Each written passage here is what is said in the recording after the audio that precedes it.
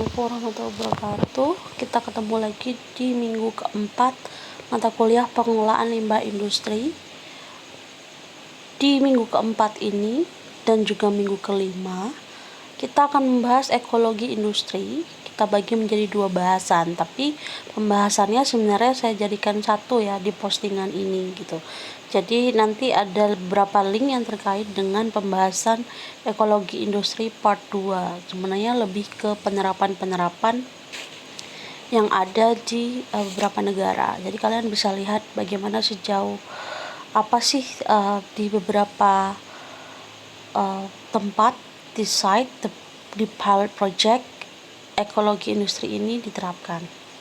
Nanti di bahan pertemuan 5 yang harapan saya adalah kalian juga lihat gitu ya videonya, kalian amati di minggu ini. Jadi minggu depan saya hanya akan posting kuis terkait dengan pertemuan minggu keempat dan juga minggu kelima, bahannya maksud saya.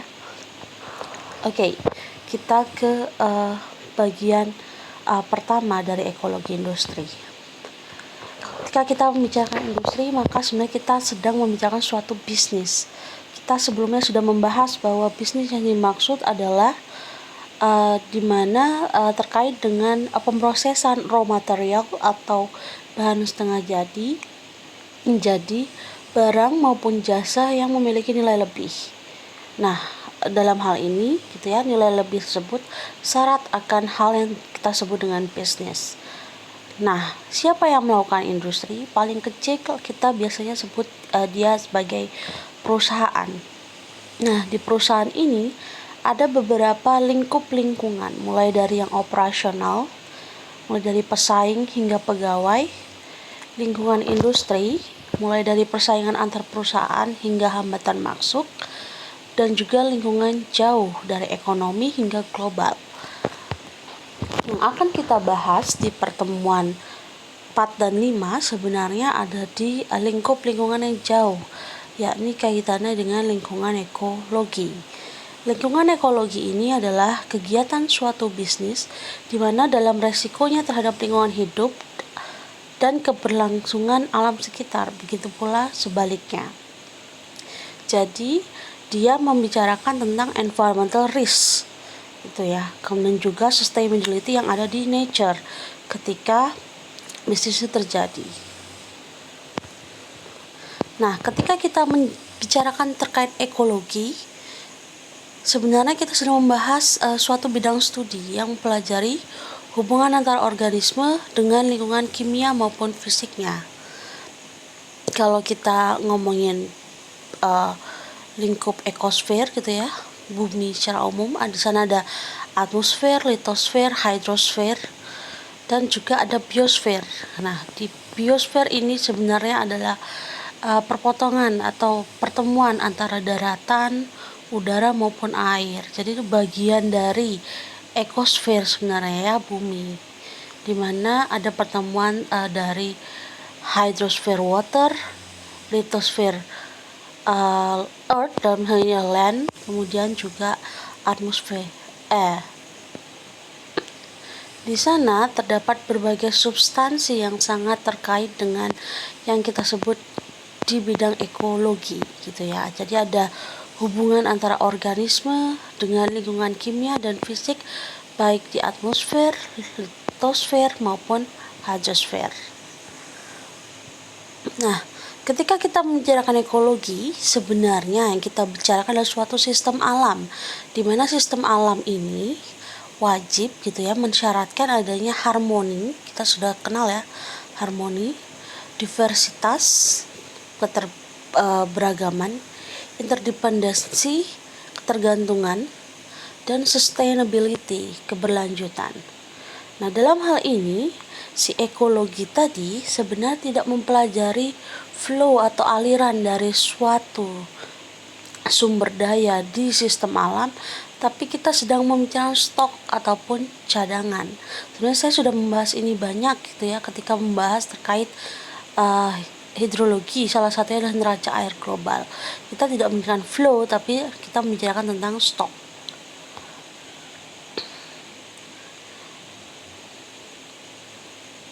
Nah, ketika kita membicarakan lingkungan alam di sana, gitu ya, ada komponen sumber daya sebenarnya yang sedang kita bahas, yaitu sumber daya yang tidak dapat diperbaharui dan sumber daya yang dapat diperbaharui. Kalau kita ngomongin yang dapat diperbaharui, ya kita tahulah ya terkaitan dengan makhluk hidup termasuk mikroorganisme di sana. Dan ada sumber daya yang tidak dapat diperbaharui yang kita bagi menjadi 3 jenis. Itu ya.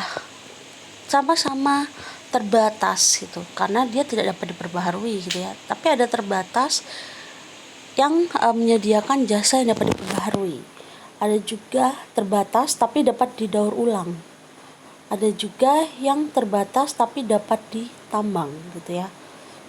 Itu adalah komponen-komponen yang ada di lingkungan alam. Dan semua komponen ini syarat akan bisnis yang bisa dipakai, yang bisa dikerjakan oleh industri untuk menambah atau memberi suatu nilai manfaat yang lebih. Nah, di sistem alam tadi ada interaksi gitu ya antara sistem manusia dan sistem alam. Nah, kita tadi kan ngomongin ekologi, which is di sana ada interaksi tadi kan. Ketika kita membicarakan sumber daya yang ada di biosfer, sebenarnya itulah yang kita butuhkan gitu ya. Dibutuhkan oleh manusia untuk memenuhi kebutuhan hidupnya, aktivitasnya. Kita nggak bisa tuh bertahan di yang kita sebut dengan human fare tanpa adanya sumber daya yang kita dapat dari lingkungan. Di satu sisi gitu ya, selain kita menggunakan sumber daya itu, di sisi lain kita juga membuang gitu ya residu dari penggunaan sumber daya yang juga ke lingkungan. Nah, dalam hal ini sebenarnya ada interaksi nih antara sistem manusia dan sistem alam, kaitannya dengan penggunaan sumber daya dan juga pembuangan limbah atau residu. Yang lebih detail sudah kita bahas sebelumnya di pertemuan 1 dan 2. Ini misalnya ya, suatu sistem alam yang awalnya cenderung tidak ada perubahan, tidak ada stresor gitu ya, tiba-tiba dia berubah sistem alamnya. Kenapa? Karena ada manusia yang ingin memanfaatkan sumber daya yang ada di alam untuk memenuhi kebutuhan hidupnya dan meningkatkan kesejahteraannya. Manusia tadi melakukan aktivitas ataupun kegiatan yang memanfaatkan sumber daya tadi gitu ya. Entah itu yang sumber daya buatan manusia maupun sumber daya alam. Nah, apa yang terjadi ketika aktivitas itu ada? Aktivitas ini gitu ya dapat merubah atau memberikan tekanan terhadap sistem alam. Jadi ada sebuah cycle sebenarnya. Di sistem ekonomi, di ekonomi sendiri kita sebenarnya belajar gitu ya. Perilaku manusia dalam mengalokasikan sumber-sumber yang langka untuk memenuhi keinginannya. Nah, di ekonomi sendiri terjadi nih interaksi antara supply dan juga demand gitu ya. Ada supply dan juga ada demand. Nah, di sini interaksinya gitu ya, kalau ngomongin demand pasti kita ngomongin permintaan, dan supply kita ngomongin penawaran. Dan di sana sebenarnya ada harga yang jadi indikator keseimbangan antara supply dan demand.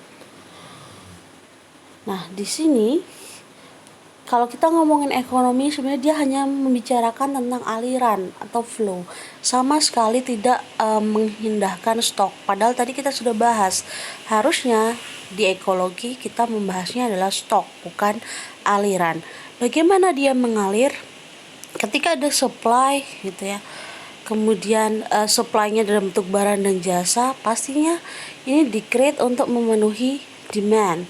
Selain itu, ketika ada demand gitu ya, maka akan ada supply yang akan memenuhi kebutuhannya gitu ya, agar si demand tadi berbelanja barang dan jasa.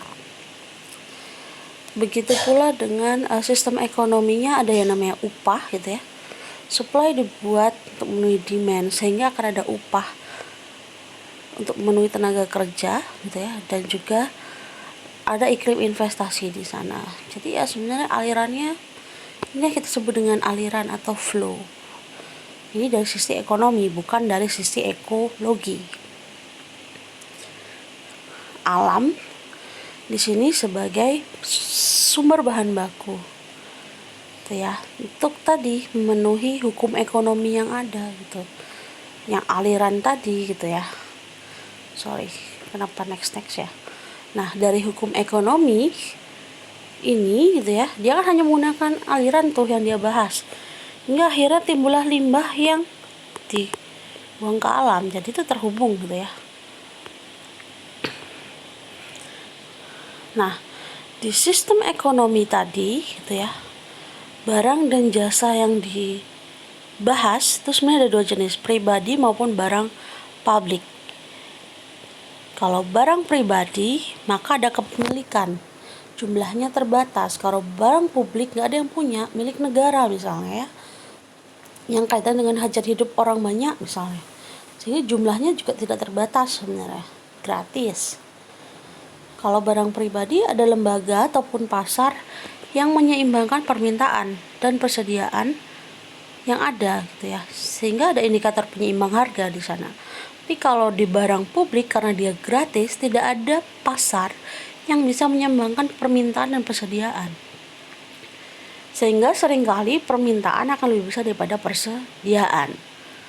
Sehingga di sana akan ada kajian lagi tuh, bagaimana daya dukungnya untuk memenuhi permintaan yang sebenarnya lebih besar dari persediaan, bagaimana daya asimilasinya, bagaimana daya memperbaharui kondisi yang telah dilampaui, sehingga yang terjadi ya menimbulkan pencemaran, kerusakan lingkungan misalnya. Satu hal, gitu ya, kalau ketika kita menggunakan barang publik, sebenarnya kita menjakan barang yang tidak eksklusif. Sekalinya dia tersedia, nggak mungkin diubah manfaatnya setiap orang, dan di sana tidak ada biaya tambahan tiap orang, gitu ya, untuk setiap tambahan pemakai. Jadi ya udah, kalau udah tersedia semua membayar dan semua bisa pakai, gitu. Nah, selanjutnya kita akan bahas lebih lanjut terkait permasalahan lingkungan yang ada di sana, gitu ya. Nah, di sini kalau kita tadi lihat, kita sudah bahas terkait sistem alam, gitu ya, dia harus gimana. Ada sistem ekonomi, supply demand-nya, yang sedang ngomongin flow-nya atau alirannya. Nah, sebenarnya antara dua ini ada poin ekstraksi. Ekstraksi itu berarti kita ngambil sumber daya yang ada, gitu ya, kita ekstrak, kita ambil potensinya. Ada juga eksternalitas, tapi di antara keduanya sebenarnya ada limbah yang dihasilkan, gitu ya. Nah, kalau kita bahas eksternalitas, ini dia memberikan poin kerusakan alam dan tercemarnya lingkungan. Eksternalitas itu sebenarnya ketika kita atau sekelompok orang berkegiatan yang sebenarnya tujuannya adalah meningkatkan kesejahteraan kita sih. Tapi di sisi lain dia menimbulkan kerugian ataupun keuntungan bagi orang ataupun kelompok orang lain. Itulah yang kita sebut dengan eksternalitas. Ada dua jenis, gitu ya. Eksternalitas ekonomi dan disekonomi. Kalau ekonomi ya kita ngomongin suatu hal yang saling menguntungkan, gitu. Tapi kalau disekonomi, dia merugikan orang lain. Jadi ketika kita berupaya meningkatkan kesejahteraan, berupaya menambah nilai tambah, tapi di sisi lain kita memberikan dampak. Kalau dampak itu menguntungkan ya berarti eksternalitasnya ekonomi. Kalau merugikan ya berarti disekonomi. Nah, selanjutnya kita akan bahas lebih detail nih ya, terkait apa yang terjadi hubungannya antara sistem alam dan juga tadi sistem ekonomi di lingkungan yang masih natural. Saya akan terangkan di video selanjutnya. Terima kasih.